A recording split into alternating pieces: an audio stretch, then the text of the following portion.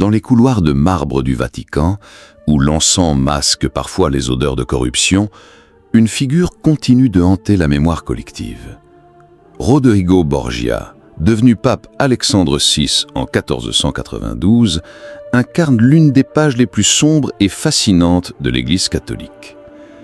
Imaginez un homme qui achète littéralement le trône de Saint-Pierre, engendre des enfants illégitimes, qu'il place aux plus hautes fonctions et transforme le Vatican en véritable entreprise familiale. Non, ce n'est pas de la fiction, c'est l'histoire, avec un grand H, dans toute sa splendeur scandaleuse. Mais avant de plonger dans cette épopée où la sainteté côtoie l'infamie, faisons un pacte. Si vous laissez un commentaire avec le nom d'un des enfants illégitimes de ce pape sulfureux, que vous appuyez sur ce bouton « J'aime » et que vous vous abonnez à cette chaîne, je vous révélerai en fin de vidéo un secret que même les historiens du Vatican préfèrent taire. Un détail sur la mort de Rodrigo Borgia qui pourrait bien changer votre vision de cette époque. Alors, êtes-vous prêt à découvrir comment un homme a pu transformer le siège de la chrétienté en théâtre de ses ambitions les plus terrestres ? Rome, 1492. Pendant que Christophe Colomb découvre l'Amérique, Europe assiste à l'élection du pape le plus controversé de son histoire. Chapitre 1. Une ascension bénie par la corruption. L'histoire commence en Espagne, dans le royaume de Valence, où naît en 1431 Rodrigo Borgia. Né Rodrigo de Borja, selon l'orthographe catalane, il grandit dans une famille qui maîtrise déjà l'art délicat de mélanger spiritualité et opportunisme politique. Son oncle maternel, Alfonso Borja, devient pape sous le nom de Calixte III en 1455. Voilà le jeune Rodrigo propulsé dans les hautes sphères ecclésiastiques avant même ses 25 ans. Ironie du sort. En 1456, Rodrigo devient cardinal, à 25 ans. Pour comparaison, la plupart des futurs saints de l'époque passent des décennies dans la prière et l'abnégation avant d'espérer une telle distinction. Mais Rome a toujours eu ses coulisses, et les Borgiens connaissent parfaitement la partition. Le népotisme n'est certes pas une invention des Borgia, mais ils en font un art. Rodrigo accumule les bénéfices ecclésiastiques avec une habileté remarquable. Vice-chancelier de l'Église sous 4 papes successifs, il maîtrise les rouages de la bureaucratie vaticane comme un banquier manie les chiffres. Sa richesse personnelle devient légendaire dans une époque où la pauvreté évangélique reste, officiellement du moins, un idéal. Mais c'est en 1492 que le véritable spectacle commence. Le pape Innocent VIII meurt et s'ouvre l'un des conclaves les plus scandaleux de l'histoire pontificale. 23 cardinaux se réunissent dans la chapelle Sixtine pour élire le nouveau vicaire du Christ sur terre. Rodrigo Borgia, candidat parmi d'autres, va transformer cette élection spirituelle en véritable foire commerciale. Les chroniqueurs de l'époque, pourtant habitués aux arrangements financiers du Vatican, restent stupéfaits par l'ampleur de la corruption qui s'étale alors au grand jour. Le cardinal Borgia distribue littéralement sa fortune. 4 mules chargées d'argent arrivent chez le cardinal Sforza. Le cardinal Orsini reçoit des châteaux et des abbayes. D'autres cardinaux voient leurs dettes mystérieusement effacées ou leurs parents placés dans des postes lucratifs. Le prix du vote pontifical varie selon l'influence de chaque prince de l'Église, mais personne ne vote gratuitement. Johannes Burkhard, maître des cérémonies pontificales et témoin privilégié de ces événements, note dans son journal personnel que jamais élection papale n'avait donné lieu à un tel étalage de vénalité. Même pour l'époque, où la simonie constitue une pratique courante, l'élection de 1492 marque un sommet. Le 11 août 1492, Rodrigo Borgia devient le pape Alexandre VI. La sainteté avait décidément un prix très terrestre. L'homme qui prend possession du trône de Saint-Pierre à 61 ans apporte avec lui une vision révolutionnelle de la papauté.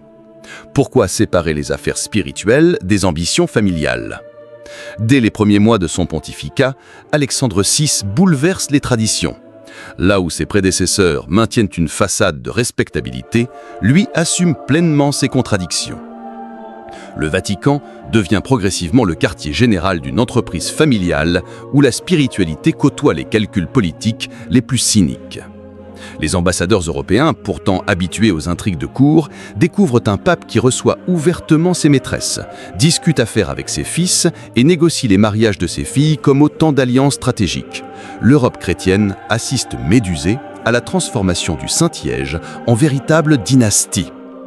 Mais Rome a toujours eu ses coulisses, et les Borgia ne font que révéler au grand jour ce que d'autres dissimulent dans les ombres des alcôves pontificales. Chapitre 2. L'empire familial des Borgia. Si l'élection d'Alexandre VI choque par sa vénalité, son pontificat stupéfie par son audace familiale. Car Rodrigo Borgia ne cache rien de sa vie privée tumultueuse. Ses enfants illégitimes, au lieu d'être discrètement cachés, comme le veut l'usage, deviennent les piliers de sa politique pontificale. Vanozza de Catane, sa maîtresse principale, lui donne 4 enfants reconnus officiellement, Juan, César, Lucrèce et Geoffrey. Plus tard, Giulia Farnecci, surnommée la Belle par ses contemporains, partage également la couche pontificale. Cette liaison vaudra à la jeune femme le surnom ironique de « épouse du Christ » dans les cercles romains. L'originalité d'Alexandre VI réside dans l'absence totale de dissimulation. Là où d'autres papes maintiennent leurs enfants dans l'ombre, lui en fait ses principaux conseillers et bénéficiaires. Le népotisme atteint des sommets inédits, même pour une époque qui en a pourtant vu de toutes les couleurs. Juan Borgia, l'aîné des fils, reçoit le duché de Gandhi et commande les armées pontificales. Problème, Juan préfère les fêtes aux champs de bataille et les courtisanes aux stratégies militaires.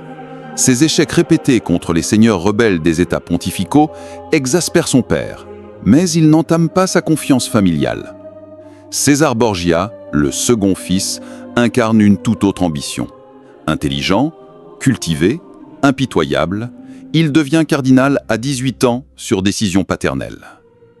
Mais César nourrit des rêves plus terrestres que spirituels.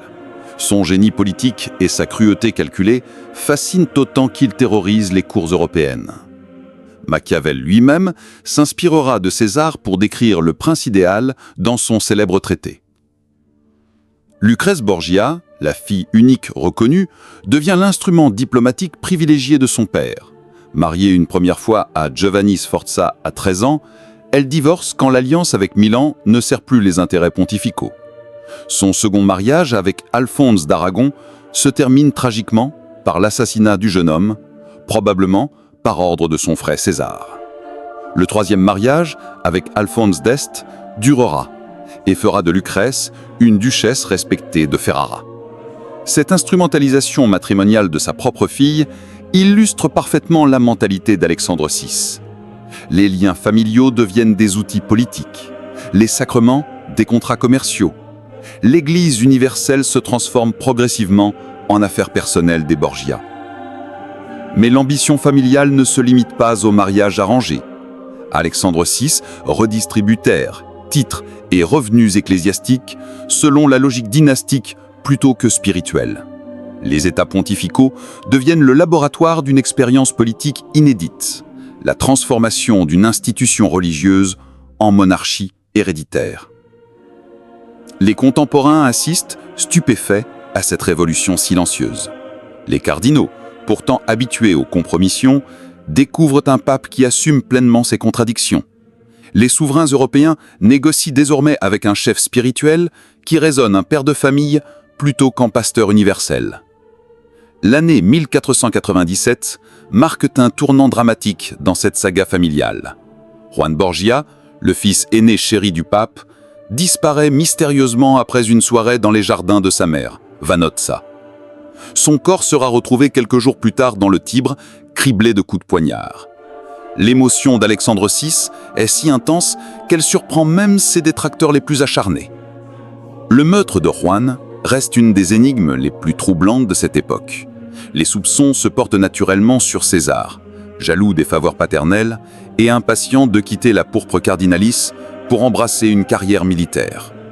Mais aucune preuve formelle n'émergeait jamais, et le mystère continue de nourrir les spéculations historiques. Cette tragédie familiale révèle paradoxalement la dimension humaine d'Alexandre VI. Derrière le pontife cynique et calculateur se cache un père véritablement épris de ses enfants. Sa douleur face à la mort de Juan semble authentique, presque touchante dans son intensité. Ironie du sort, c'est peut-être dans la souffrance paternelle que Rodrigo Borgia retrouve une part de son humanité perdue. Après la mort de Juan, César abandonne définitivement l'état ecclésiastique. Il devient duc de Valentinois grâce à l'Alliance française et lance sa propre campagne de conquête en Italie centrale. Alexandre VI soutient inconditionnellement son fils survivant, mettant les ressources pontificales au service de ses ambitions temporelles. Cette alliance père et fils transforme la géopolitique italienne. Les États pontificaux s'étendent, les seigneurs locaux plient ou disparaissent, l'autorité des Borgia s'impose par la diplomatie ou par l'épée. L'Europe découvre un tandem redoutable, un pape qui finance et un fils qui conquiert, une stratégie familiale qui bouscule l'équilibre traditionnel de la péninsule. Mais Rome a toujours eu ses coulisses, et les succès des Borgia suscitent tant d'admiration secrète que de condamnations officielles. Chapitre 3. Mort mystérieuse et silence éternel. L'été 1503 s'annonce torride à Rome. La chaleur écrasante transforme la ville éternelle en fournaise, et les fièvres paludiennes déciment la population. Alexandre VI, malgré ses 72 ans, continue de mener une vie trépidante entre audiences pontificales, négociations diplomatiques et réunions familiales. Rien ne laisse présager la catastrophe qui s'abat sur les Borgia en cette fin août. Le 6 août 1503, Alexandre VI et César Borgia participent à un banquet dans la villa du cardinal Adriano Castellesi près de Rome. L'invitation émane d'un proche de la famille et rien ne distingue cette soirée d'un simple dîner mondain entre dignitaires. Pourtant, père et fils tombent malades simultanément dans les heures qui suivent. Les symptômes apparaissent rapidement: fièvre violente, vomissements incoercibles, convulsions. César, plus jeune et plus robuste, lutte contre la maladie avec l'énergie qu'on lui connaît. Alexandre VI, affaibli par l'âge et les excès, sombre rapidement dans un état préoccupant. Les médecins pontificaux s'empressent autour du souverain pontife, mais leurs remèdes traditionnels semblent impuissants. Johannes Burckhardt, toujours fidèle à son poste d'observateur privilégié, consigne méticuleusement l'agonie pontificale.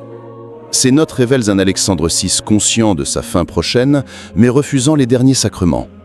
Attitude surprenante pour un homme d'église, même aussi peu orthodoxe que Rodrigo Borgia.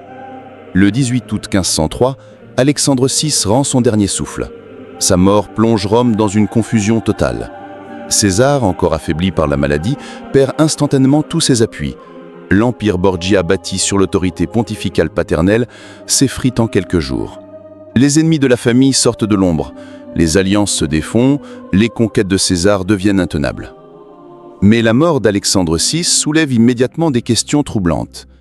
Cette maladie foudroyante qui frappe simultanément père et fils intrigue les contemporains. Dans une époque où l'empoisonnement constitue un art politique raffiné, les soupçons naissent naturellement. La thèse de l'empoisonnement accidentel séduit les chroniqueurs. Selon cette version, Alexandre VI et César auraient préparé un poison destiné à éliminer des convives gênants, mais une erreur de service aurait retourné l'arme contre eux. Justice immanente ou simple coïncidence tragique? L'ironie de cette hypothèse fascine l'imagination populaire. D'autres sources évoquent un empoisonnement délibéré orchestré par les ennemis des Borgia. Les candidats ne manquent pas. Cardinaux écartés du pouvoir, seigneurs dépossédés par César, puissances européennes hostiles à l'hégémonie pontificale. Rome regorge de motifs et d'opportunités pour éliminer la famille la plus détestée d'Italie. Pourtant, l'explication la plus prosaïque restait probablement la plus exacte. L'été 1503 voit sévir une épidémie de fièvre paludéenne particulièrement virulente. Plusieurs autres dignitaires romains succombent dans les mêmes semaines, sans qu'aucun complot soit nécessaire pour expliquer leur mort. La malaria, fléau récurrent de la Rome pontificale, constitue une cause suffisante pour expliquer l'agonie des Borgia. Mais Rome a toujours eu ses coulisses, et la légende préfère souvent les explications romanesques aux réalités médicales. L'empoisonnement des Borgia devient rapidement un mythe historique, alimenté par la réputation sulfureuse de la famille et l'imagination fertile des chroniqueurs. La mort d'Alexandre VI marque la fin brutale d'une expérience politique unique. En 11 années de pontificat, Rodrigo Borgia aura transformé la papauté en entreprise familiale, assumé publiquement ses contradictions et bousculé les conventions religieuses de son époque. Son héritage divise encore les historiens entre fascination et réprobation. L'Église catholique, par la suite, s'empresse d'effacer les traces de cette parenthèse embarrassante. Les archives pontificales se referment pudiquement sur les années Borgia, les chroniques officielles minimisent les scandales, la mémoire institutionnelle préfère l'amnésie au repentir. Le successeur d'Alexandre VI, Pie III, puis Jules II, s'attachent à restaurer la respectabilité pontificale compromise. César Borgia, privé de son protecteur paternel, voit son empire italien s'écrouler en quelques mois. Contraint à l'exil, il trouve refuge en Espagne, puis en Navarre, où il meurt en 1507 dans une obscure bataille locale. Le fils prodige des Borgia, celui que Machiavel admirait pour son génie politique, finit sa vie en condottieri de second ordre, loin des fastes romains. Lucrèce Borgia connaît un sort plus enviable. Duchesse de Ferrare, elle transforme sa cour en foyer culturel réputé, protège les artistes et les poètes, efface progressivement sa réputation scandaleuse. Sa descendance s'intègre dans l'aristocratie italienne et européenne, diluant le nom Borgia dans des alliances respectables. Ainsi s'achève l'épopée des Borgia pontificaux. Une décennie suffit à Rodrigo et ses enfants pour marquer l'histoire de leur empreinte indélébile. Leur règne illustre les contradictions profondes d'une époque charnière où l'idéal chrétien médiéval cède progressivement la place aux réalités politiques modernes. L'héritage des Borgia dépasse largement leur impact historique immédiat. Ils incarnent l'archétype du pouvoir corrompu, de l'ambition sans limite, de la transgression assumée.